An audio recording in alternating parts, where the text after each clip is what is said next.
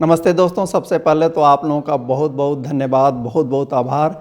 क्योंकि पिछला वीडियो जो मैंने डॉक्टर भीमराव अंबेडकर की 5 पुस्तकों पर बनाया था, उसे आपने बहुत प्रेम दिया है, बहुत सराहा है और उससे प्रेरित होकर के आज मैं एक उनकी अन्य महत्वपूर्ण पुस्तक जो बहुत चर्चित है उस पर चर्चा करने जा रहा हूँ। लेकिन इसका एक दूसरा कारण भी है, क्योंकि उसी वीडियो में एक कमेंट में मेरे किसी साथी ने कहा था कि सर आप डॉक्टर भीमराव अंबेडकर की कुछ महत्वपूर्ण किताबों पे डिटेल में चर्चा कीजिए।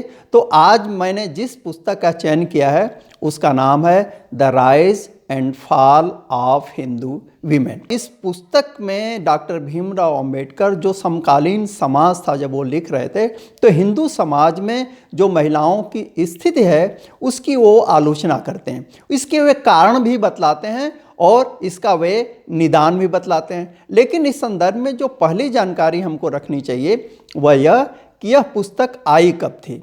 तो यह पुस्तक प्रकाशित हुई थी 1955 में।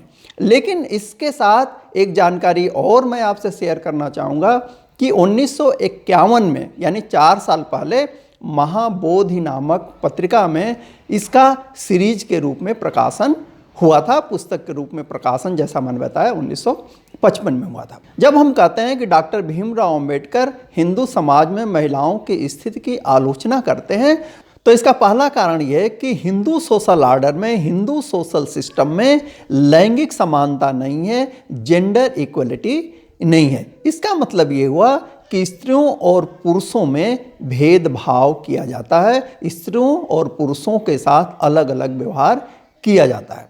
दूसरा कारण यह है कि डॉक्टर भीमराव अंबेडकर कहते हैं कि हिंदू महिलाओं को एक स्टीरियोटाइप स्ट्रक्चर में कैद कर दिया गया है, यानी एक ऐसा ढांचा बना दिया गया है जिसमें वे सदियों से फंसी हुई हैं और एक तरीके का काम कर रही हैं जहां उनको न तो स्वायत्तता है और न तो स्वतंत्रता है।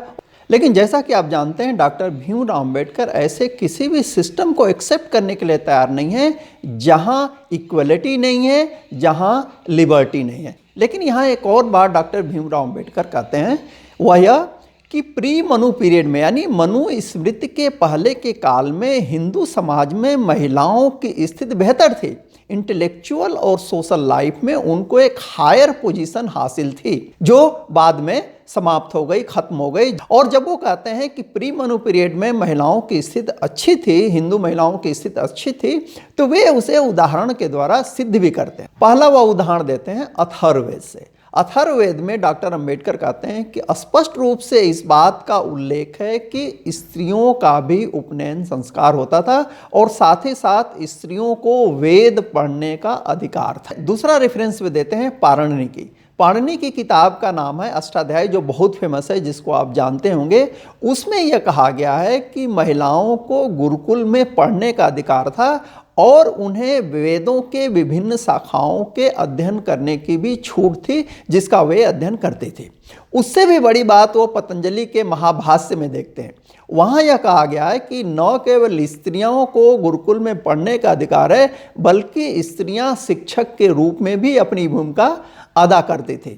इसका मतलब ये हुआ कि जो इंटेलेक्चुअल और सोशल लाइफ थी उसमें महिलाओं को एक बहुत ही अच्छी स्थिति प्राप्त थी। यहाँ तक कि विद्वान महिलाओं और पुरुषों में डिबेट होती थी। यह डिबेट रिलीजन पर भी होती थी, यह डिबेट फिलॉसफी पर भी होती थी, यह डिबेट मेटाफिजिक्स पर भी होती थी। और इसका उदाहरण देते हैं जनक और सुलभा का।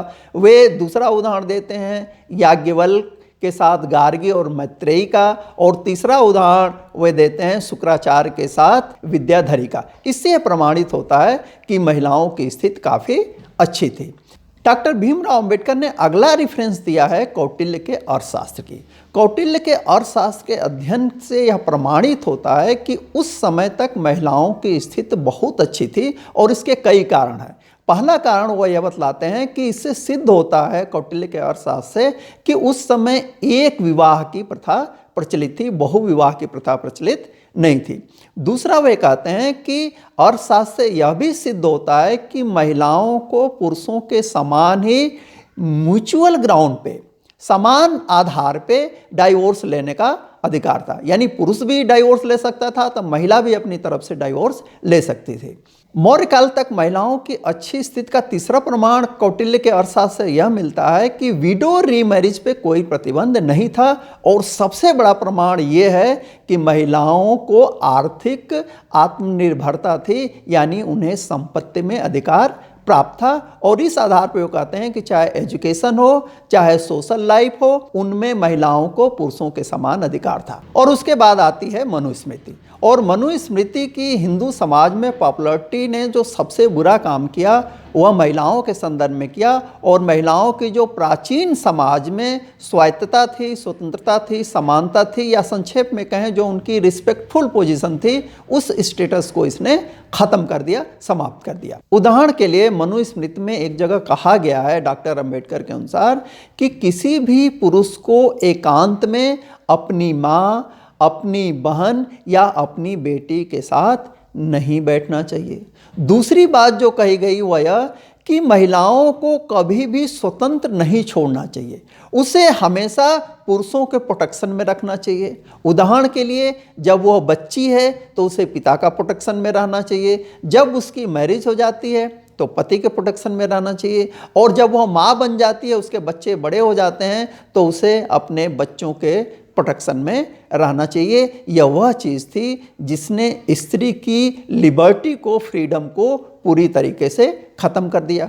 तीसरी बात जो डॉक्टर अंबेडकर कहते हैं कि कौटिल्य तक महिलाओं को यह अधिकार था कि जिस तरीके से पुरुष डाइवोर्स ले सकता था, उसी तरीके से महिलाएं भी डाइवोर्स ले सकती थी, दे सकती थी। लेकिन मनुस्मृति के बाद यह अधिकार उनका खत्म हो गया। चौथी बात डॉक्टर अंबेडकर यह कहते हैं कि पुरुषों को तो यह अधिकार था कि वे अपनी पत्नी को एबंडन कर सकते हैं, लेकिन स्त्री नहीं कर सकती थी, स्त्री अपने पति को नहीं छोड़ सकती थी। और सबसे बड़ी ट्रेजेडी ये थी कि स्त्री के सामने विकल्प भी नहीं था कि वह पति के घर को छोड़ सके, भले ही पति कोई दूसरी या तीसरी मैरिज कर ले। इससे एक निष्कर्ष ये निकलता है कि स्त्रियों को पुनर्विवाह के अधिकार से वंचित कर दिया गया, क्योंकि उनको अपॉर्चुनिटी ही नहीं थी, वो अपने पति के घर को छोड़ ही नहीं सकती थी, तो पुनर्विवाह का कोई सवाल उत्पन्न नहीं होता है। और जब एक सामान्य स्त्री पुनर्विवाह नहीं कर सकती थी तो आप सोच सकते हैं कि उस समाज में, उस काल में